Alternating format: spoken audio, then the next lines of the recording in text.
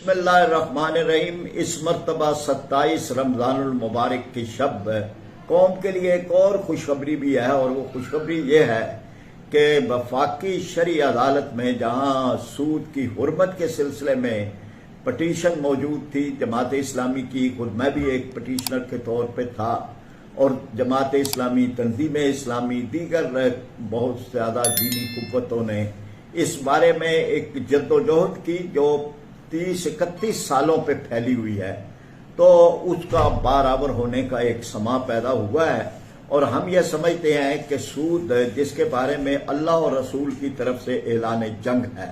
सूद के जिसके साथ बेबरकती है, सूद जिसके बारे में सख्त तरीन वईद है, सूद जिसके बारे में अल्लाह के नबी सल्लल्लाहु अलैहि वसल्लम ने इरशाद फरमाया कि कम अज कम दर्जे का जो उसका गुनाह है वो ये है कि जैसे कोई अपनी सकी माँ के साथ बदकारी करे। तो गोया कि एक इतना बड़ा गुनाह, एक इतना बड़ा जुर्म है जो इतना आम है कि हमारे यहाँ कदम कदम पे बैंक खुले हैं, सूदी कारोबार हो रहे हैं, हुकूमत सूद ले रही है, हुकूमत सूद दे रही है, हमारी मईशत के अंदर हर पहलू पे सूद शामिल है। और ये वो रिस्क हराम है कि जिस रिस्क हराम के बारे में अल्लाह के नबी सल्लल्लाहु अलैहि वसल्लम ने इरशाद फरमाया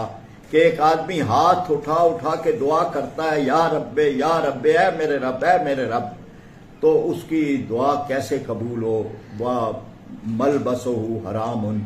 उसका लिबास हराम का है, वह मशरबहु हरामुन, पीना हराम का है, वह मतअमुहु हरामुन, उसका खाना हराम का है। तो आज हम ये समझते हैं कि ये अदालत के फैसले ने एक मरतबा कौम को एक उम्मीद की किरण रोशन कर दी है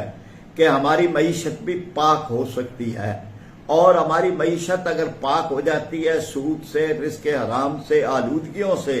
तो फिर अल्लाह की रहमतें बरसनी शुरू होंगी। फिर हम जो आज कर्जों में जकड़े हुए हैं इससे हम निकल सकेंगे।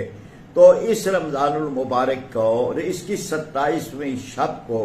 जो एक नया समा पैदा हुआ है, हम सबको अल्लाह का शुक्र अदा करना चाहिए, शुक्राने के नफल अदा करें, दुआ करें उनके लिए, उन जजेस के लिए, उन वकला के लिए जिन्होंने इसमें एक बड़ा हिस्सा लिया है, और उसके साथ एक फिजा पैदा की जाए कि हमारे हुक्मरान अल्लाह और रसूल के साथ जंग का सिलसिला बंद करें। वो इसकी अपील के अंदर अदालतों में मत जाएं, अदालतों के दरवाजे न खटखटाएं, अपने आप को अजाब के अंदर न डालें। एक आदमी के लिए अपना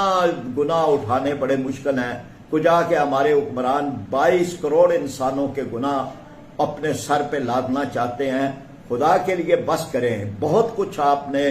ये अल्लाह और रसूल की नाफरमानी का सफर कर लिया है। अब अगर इस मुल्क ने तरक्की करनी है तो वो अल्लाह और रसूल की रहमतों के साए में करनी है, और सूद के बगैर मईशत की शक्ल में करनी है। अगर ये हम करेंगे तो इंशाअल्लाह ताला वो फैसला आएगा जो कुरान पाक में कहा गया है कि अगर बस्तियों वाले ईमान लाएं और तकवा की रवश इख्तियार करें तो हम इन पर ज़मीन व आसमान की बरकतों के दरवाजे खुल जाएंगे। तो इंशाअल्लाह ताला ये बरकतों के दरवाजे खुलने वाले हैं। आखिर दावाना अनिल हम्दुलिल्लाहि रब्बिल आलमीन।